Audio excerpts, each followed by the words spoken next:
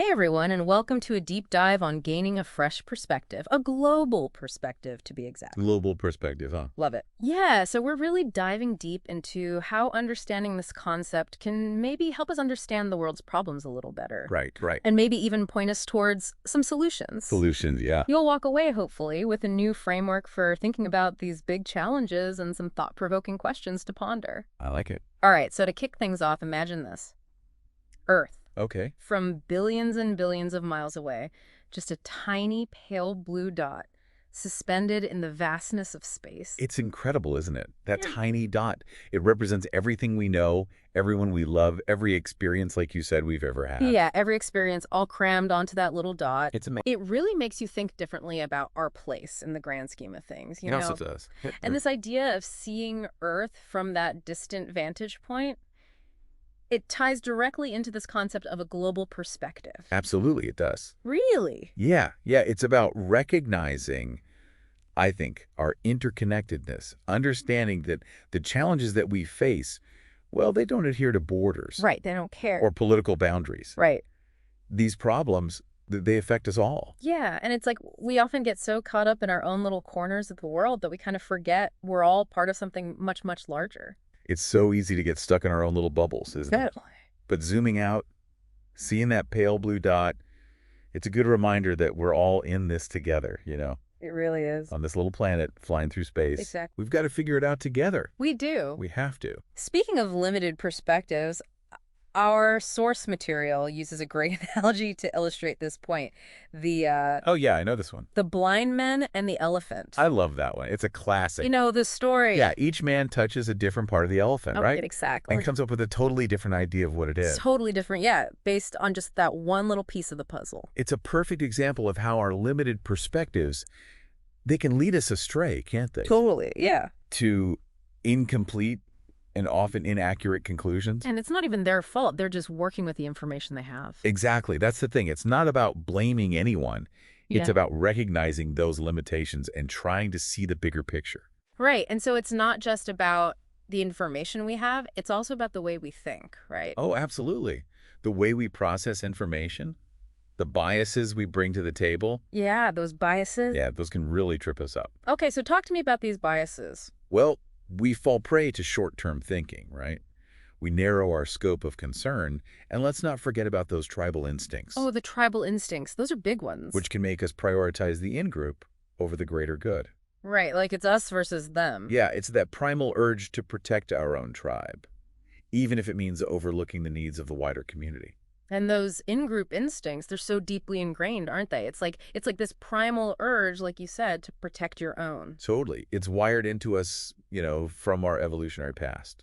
But how do we balance that with the need to solve problems that affect, everyone, not just our own little group? That's the million-dollar question, isn't it? Yeah. And I think that's where the real work begins, Okay. recognizing those ingrained biases, those blind spots we all have based on our own individual experiences and upbringings. Right. It's not about erasing those perspectives, but it's Uh-huh. about expanding them, Expanding them. acknowledging that our view, while it's valid, it might not be complete. Okay, that makes sense. It's about being open to other possibilities, other ways of seeing the world. So it's more about adding to our perspective rather Yeah. than completely changing it. Exactly. Building on what we know, but also being willing to question it, to challenge it. That's a good way to put it. And that's where a global perspective can be so valuable. It helps us to step outside of our own limited viewpoints and consider a wider range of perspectives and possibilities. I like that. It's about recognizing that our way of doing things isn't the only way, and it might not always be the best way. So how do we actually start to develop this global perspective? Like, where do we even begin? Well, I think it starts with awareness, Yeah. recognizing those moments when we're stuck in our own heads, when we're only seeing things from our own limited perspective. Okay, so self-awareness is key. Exactly.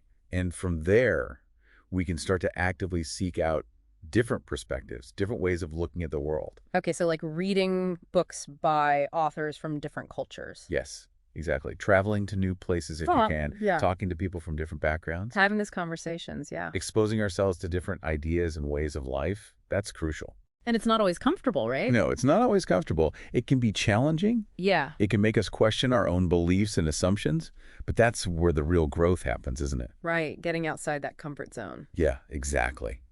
Because if we're not challenging ourselves, if we're not growing, then what are we really doing? I love that, challenging ourselves. Yeah, that's what it's all about, isn't it? There's a quote from our source material that I find incredibly powerful. Oh, I love a good quote. Lay it on me. Every person takes the limits of their vision for the limits of the world. Wow, that's powerful. Say that again. Every person takes the limits of their vision for the limits of the world. That really makes you think, doesn't it? It's like we're all looking through our own little keyholes, Oof. trying to make sense of this vastness beyond. And we mistake that tiny glimpse for the whole picture, Exactly. when in reality, there's so much more out there. Yeah, a whole universe beyond our own little keyholes. And that's where a global perspective can be that key, helping us widen our field of vision. So it's about recognizing those limitations, those Yeah. blind spots, and actively seeking out different perspectives. Absolutely. It's about recognizing that what I see is all there is. Yeah, That's an illusion. right. Is an illusion, yeah. And that's where things get really interesting, I think. Okay, so tell me more. So the source material, it challenges us, right, Okay. to rethink what we often equate with well-being, Oh, okay. Like what? specifically economic prosperity, right? Like how much money we have as individuals or... Yeah, or as a society, like we often measure success by GDP, Yeah. how much stuff we're producing and consuming. Right, right. But the source material, they even call out GDP as a flawed metric. Oh, totally. And for good reason. Okay, I'm intrigued. Tell me why. Because think about it, GDP, it measures economic output, right? Right, like the total value of goods and services produced. Exactly. But it doesn't really take into account other important factors, Like what? like income inequality, for example, or access to health care, education, a clean environment. Right, all those things that contribute to our overall well-being. Exactly. It's like you could have a country with a sky-high GDP, but if most of the wealth is concentrated at the very top and everyone else is struggling to make ends meet, is that really a thriving society? That's a really good point. I never thought of it that way. And that ties into this fascinating concept. It's called the Easterlin paradox. The Easterlin paradox. Okay, I've heard of that, but explain it to me again. Yeah, so basically it suggests that beyond a certain point, increases in wealth, they don't actually correlate with increases in happiness.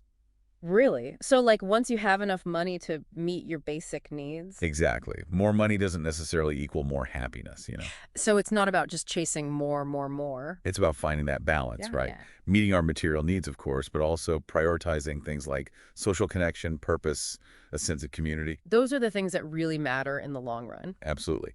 And that leads us to another fascinating point, that the source material raises, this tension between our tribal instincts.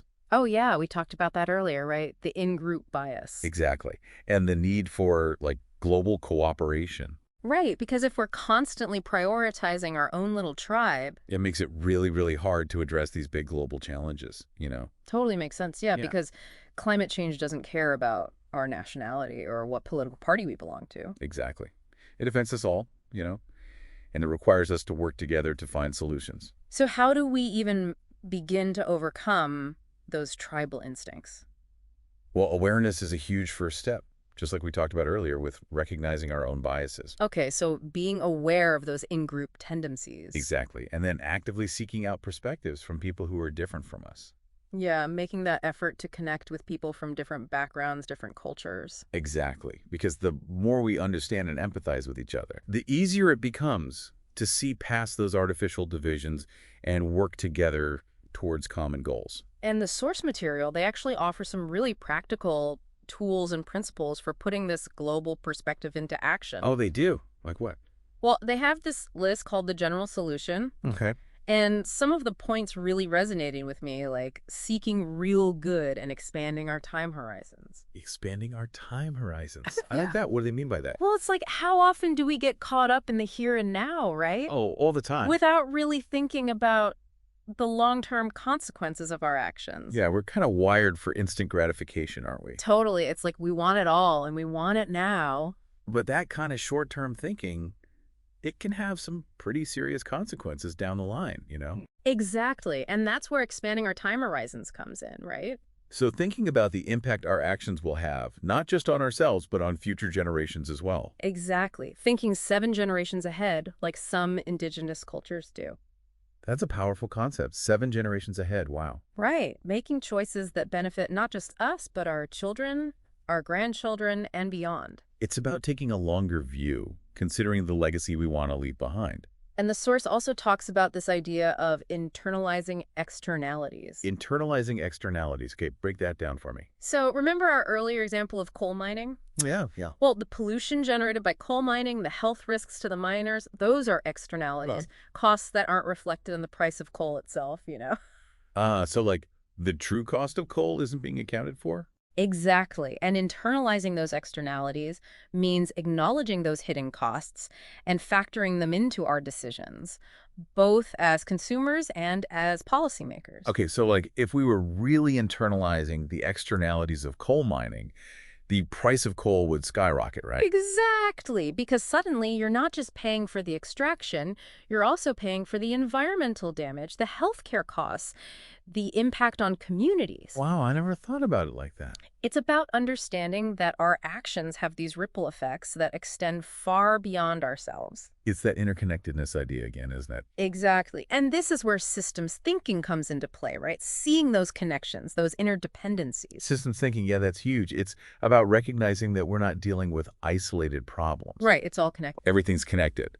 So the solution to one challenge, it might actually lie in addressing a seemingly unrelated issue. Okay, so we've got these tools, these principles for adopting a global perspective. But I have to say, it can still feel kind of daunting?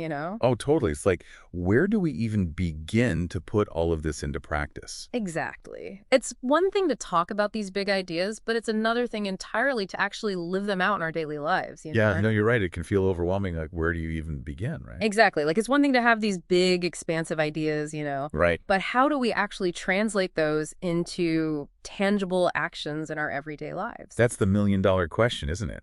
Turning those big ideas into concrete actions. Yeah, it is. It is. So how do we bridge that gap then? Well, I think it starts with small steps, you know? Yeah.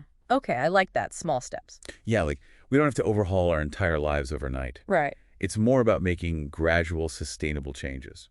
So what kind of small steps are we talking about here? Can you give me some examples? Sure, like one thing we can do is to be more conscious of our consumption habits. Okay, so like what we buy, what we eat, how much we use. Exactly, like asking ourselves, do we really need that new gadget? Or can we make do with what we have? Right, being more mindful. Exactly. And when we do buy things, choosing products that are ethically sourced and sustainable whenever possible. Okay, so voting with our wallets, in a sense. Precisely.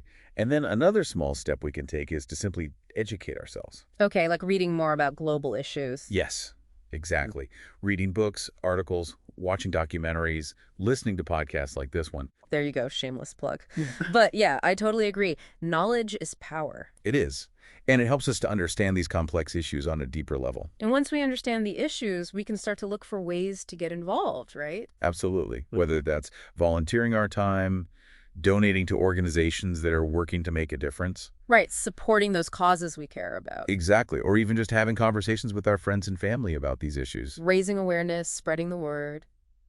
Because even small actions, they can have a ripple effect. I love that, the ripple effect. It's like that old saying, think globally, act locally. Right, starting with ourselves and our own communities. Exactly. Because real change, it starts at the grassroots level. It does. It really does. And I think that's a perfect note to end on, this idea that we all have the power to make a difference, no matter how small. Absolutely. We don't have to wait for someone else to fix the world's problems. We can start by taking action in our own lives. So true. So as you go about your day-to-day, ask yourself, what small step can I take to embody this global perspective, to be more mindful, more compassionate, more engaged with the world around me? Because those small steps, they add up. They do. Yeah. And they can lead to big positive changes in the long run. This has been an amazing conversation. It really has. I Yeah. feel like we've just scratched the surface of this global perspective I thing. know, right? There's so much more to explore. There is. But this is a great starting point. It is. So to our listeners, thank you for joining us on this journey into the world of global perspective. And remember, expanding our worldview, it's an ongoing process. There's always more to learn, more to experience, and more ways to grow. Beautifully said. And on that note, this has been the deep dive. Thanks for joining us. And until next time, keep those perspectives shifting and those minds expanding.